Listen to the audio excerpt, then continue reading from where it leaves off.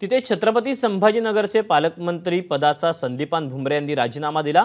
खासदारपदी नियुक्ती त्यांची झालेली आहे आणि छत्रपती संभाजीनगरचे नवे पालकमंत्री म्हणून अब्दुल सत्तार यांची नियुक्ती करण्यात आली। पालकमंत्रीपदी नियुक्ती होताच सत्तारांच्या कार्यकर्त्यांनी फटाके फोडून जल्लोष केला, तर पदभार स्वीकारल्यावर पहिले पाण्याचा आणि शेतकऱ्यांचा प्रश्न सोडवणार असल्याचं आश्वासन सत्तार यांनी दिलं।